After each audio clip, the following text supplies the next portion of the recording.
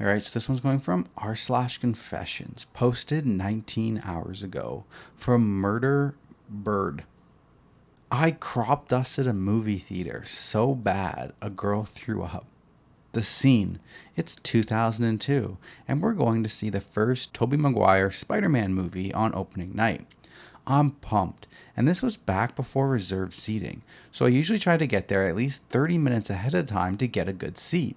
But alas, fate had other plans for us. See, my wife at the time, was a chronic, quote, late to everything kind of person, despite my repeated warnings that I did not want to be late to this and get a terrible seat. She assured me she would be ready in time. Shocker, she was not ready in time. So we ended up getting there in the middle of the previews and are forced to sit in the goddamn second row. The theater is packed full. Fucking awful, and I would have just said fuck it, but I really wanted to see this movie. So there we are, front and center, where you have to look up and left to right to watch the movie. Ugh. About 45 minutes into the film, I feel a rumbling from the depths of my bowels. And I knew, right then and there, I knew this was no ordinary fart brewing. This was going to be an epic face-melting, beehole scorching, oh man, I hope it's really not poop, fart. At this point, I'm really invested in this movie, and I'm considering my options. Do I get up and make a dash for the restroom and possibly miss some great spider action? Dude. Or do I try to sneak it out, just a little itty bitty toot at a time? Can't be as bad as I'm imagining it's going to be if I just let it out slowly, over time, right? But what if it is? Oh man, there are so many people in here. But it is dark as hell, and maybe nobody will notice, or at least know where it came from. This is where fate intervened and made the decision for me. While I'm debating my options, it just happens. All at once. Oh my God. Just blasted out. And the only saving grace was that the cloth seats at the time muffled it. So it was as silent as a mouse pissing on cotton, as my father used to say. What? But deadly. I mean, I knew this was going to be bad. I just sank down in my seat and hoped beyond hope that nobody figured out it was me. I couldn't even run out at that point because everyone would have known it was me, and I couldn't abandon my wife to that fate. First person to notice was my wife, seated to my right. She leans in and whispers, "What the fuck, dude? Was that you?" And all I could do was plead with her with my eyes to please don't out me. Sinking down further at this point, when a girl in a group of 5 to 6 teenage girls in the row behind us yells out, "Oh my God, it's in my mouth!" And absolute pandemonium erupts around me. People are loudly gagging and exclaiming, "What the fuck is that?" And "Is there a dead raccoon under my seat?" Or something similar. I can't remember verbatim, but it was chaos. Oh my God. Then it happens. One of the girls behind us just pukes. You can all hear her retching and spitting. I guess she puked into her popcorn because I didn't hear a splash like if it hit the floor. God. Her friends were saying, "Oh my God, Becky just puked." And it was at this point, I'm probably like 10 shades of red from embarrassment.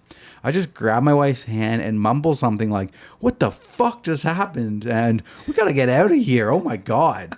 And practically run out of there. She was actually laughing about it in the car, and it was a pretty good sport about missing the rest of the movie. So if you went to see the Spider-Man movie on opening night in 2002 in Orland Park, Illinois at Marcus Theaters and were victimized by my wretched crop dusting, I truly apologize. Oh my God. Thank you for listening, and God bless you all. Oh my God.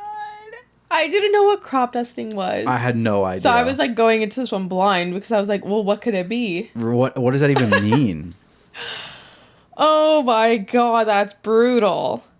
Yeah. That's when the whole theater comes together and they're like, oh my God. Usually like when people fart, it's like, you know, it's like a secret. It's like an unsaid thing that like nobody talks about because you don't want to embarrass anybody. Yeah. When the whole theater is like, bro, what the fuck? Someone is throwing up. Someone is screaming it's in their mouth. Like, it must have been so bad. So bad.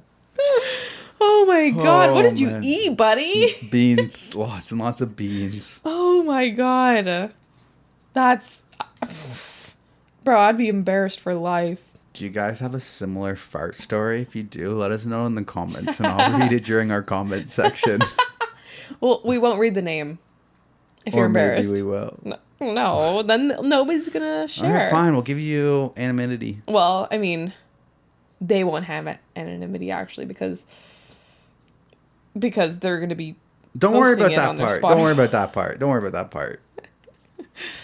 Oh my gosh. Just do it. Just tell us the dirty deeds. I love it. Have I ever done that to you? Oh, yeah. You do it a lot, actually. No. Yeah. You used to be, like, what's the word? A gentleman? Chivalrous Oh, okay. with your body. You want to know what changed?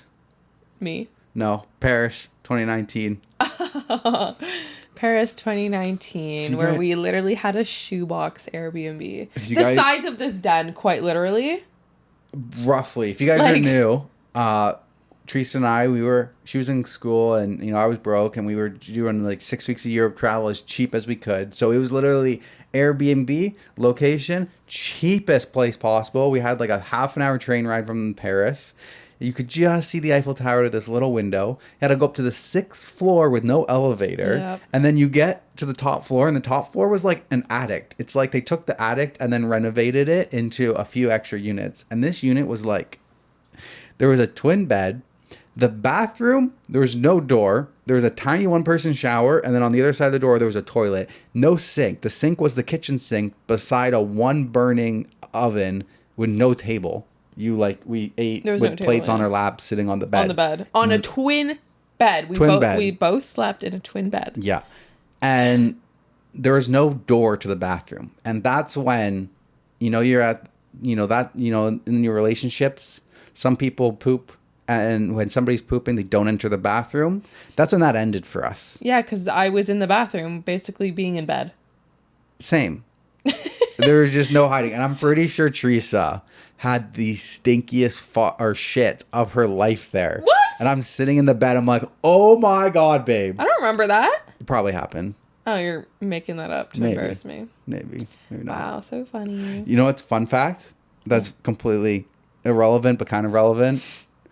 When Madison was helping me design our plans for our house, she's like, you need to create a door around the toilet so that somebody can be in the toilet with the door closed and, Teresa can be brushing her teeth at the sink. I'm like, what are you talking about? Why do we need...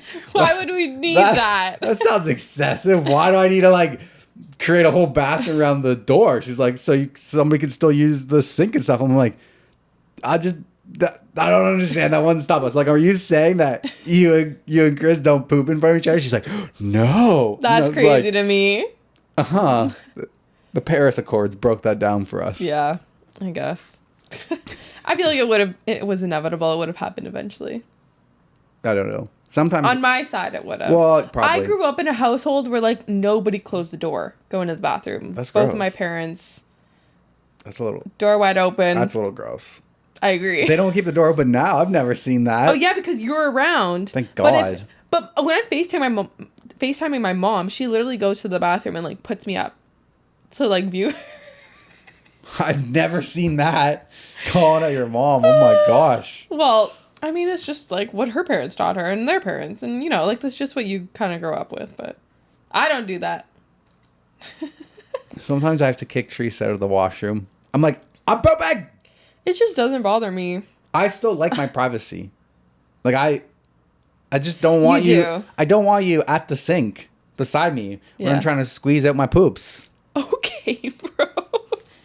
Why you say it like that? Squeeze out my poop. That's gross. Why is it that every episode we somehow talk about poop?